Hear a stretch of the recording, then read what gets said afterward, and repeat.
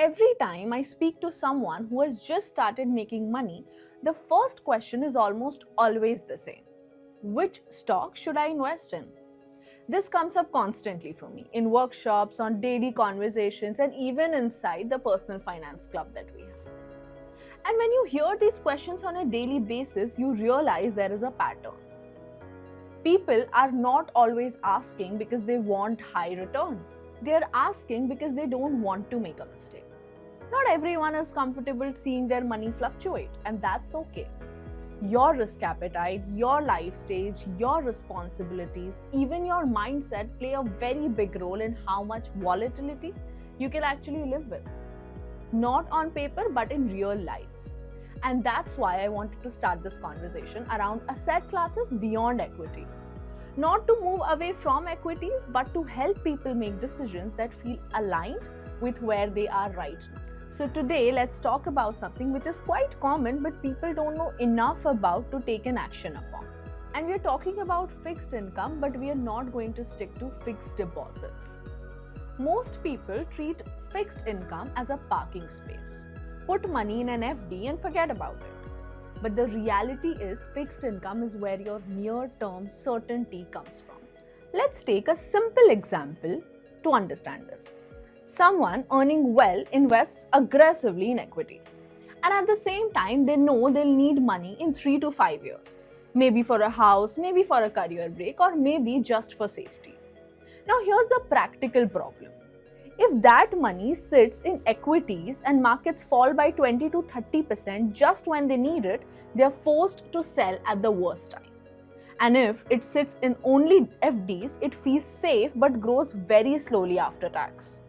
This is where people start searching for better options, and this is where things can go wrong. Because not all fixed income is low risk. Corporate bonds are a very good example of this. On paper, higher yields look attractive, but in real life, defaults do happen. We have seen this repeatedly over the last decade. DHFL, Yes Bank 81 bonds, Franklin Templeton debt funds.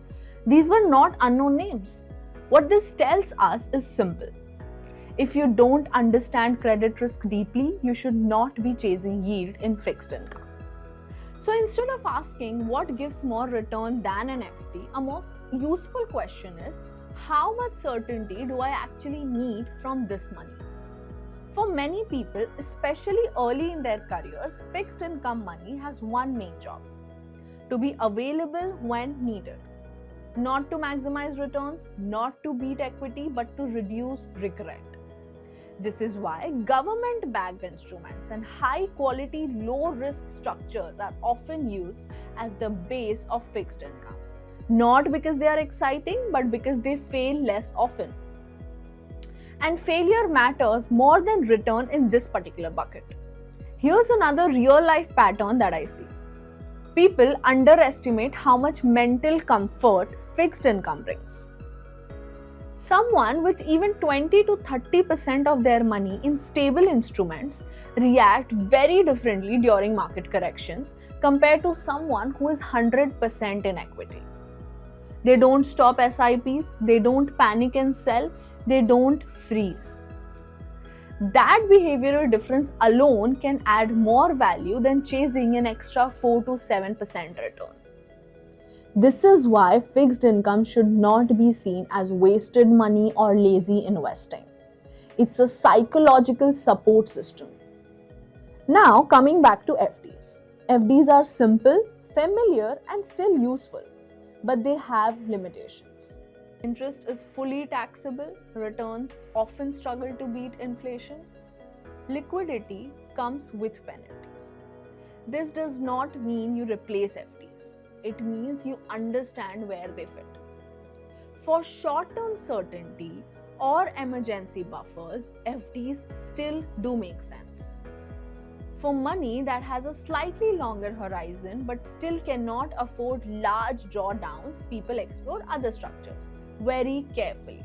So this is really how I want to approach this series. Instead of throwing everything at you once, I want to take these asset classes one by one and actually sit with them for a bit. Talk about how they work in real life, what usually goes right and what usually goes wrong, and what they look like over time. In the next few videos, we'll get more into the detail. We'll use numbers, real examples, and actual situations I see people deal with. Not just how something is supposed to work, but how it actually does play out. The idea is not to make this technical or overwhelming, it's just to help you understand how your options can be chosen in a better way. So when you're making decisions, you're doing it with clarity instead of pressure. Once you know what each asset is really meant to do, things start feeling a lot simpler. That's what we really want to build on from here.